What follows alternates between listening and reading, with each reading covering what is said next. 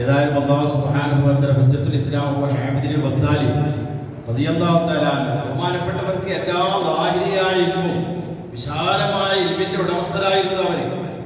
400ഓളം വലിയ വലിയ പണ്ഡിതന്മാർക്ക് ദർശനം കൊടുത്ത ബഹുമാനപ്പെട്ട ഉന്നത മഹാനായിരുന്നു. നമ്മളമാർക്കൊന്നല്ല 10 കൊല്ലോ 12 കൊല്ലോ ഓതിയിട്ട് ഞാൻ വലിയ ആലിമാർക്ക് അവരല്ല അവർ.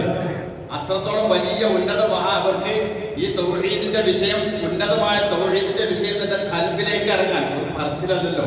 ഇത് ശൈഖിന്റെ ഹദറത്തിൽ, ശൈഖുനാന്റെ ഹദറത്തിൽ ഇരിക്കുമ്പോൾ നമുക്ക് എന്തെന്നില്ലാത്ത സന്തോഷം. ആരെക്കൊണ്ട് സന്തോഷം? നമ്മൾ മറന്നു കിടക്കുന്ന, നമുക്ക് പരിചയമില്ലാത്ത നമ്മുടെ ഖാലിഖായ റബ്ബിനെ കുറിച്ചുള്ള ആ പരിചയം അതവരിങ്ങനെ പുതുക്കി തരുമെന്നായി നമുക്ക് എന്തെന്നില്ലാത്ത സന്തോഷമാണ്. അവരെന്ത് ചെയ്തു? ഇതൊക്കെ വിട്ടിട്ട് ബഹുമാനപ്പെട്ട ഒരു വിശാലമായ ചരിത്രമാണ്. ചരിത്രം ധരിപ്പിക്കാൻ സമയത്ത് ഞാൻ അവസാനിപ്പിക്കാം. അപ്പം എന്ത് ചെയ്തു? ബഹുമാനപ്പെട്ടവര് അവിടെ ഒരു അരൂര് ഇതൊക്കെ ഒഴിവാക്കിയിട്ട് ഒരു ദിവസം ബഹുമാനപ്പെട്ട ഹുജ്ജത്തുൽ ഇസ്ലാം അബൂ ഹാമിദുൽ വസാലി റളിയല്ലാഹു തആല കാണില്ല, ദർസിന് കാണില്ല. മുദരിസ് ഇറങ്ങിപ്പോയ അങ്ങനെ ഒരു ദിവസം ചെയ്തു, അവിടുത്തെ ഒരു ശിഷ്യന് അബൂബക്കറുൽ അറബി, ഓർമ്മ ശരിയാണെങ്കിൽ അത് അവിടുത്തെ പ്രധാന ശിഷ്യനാണ്.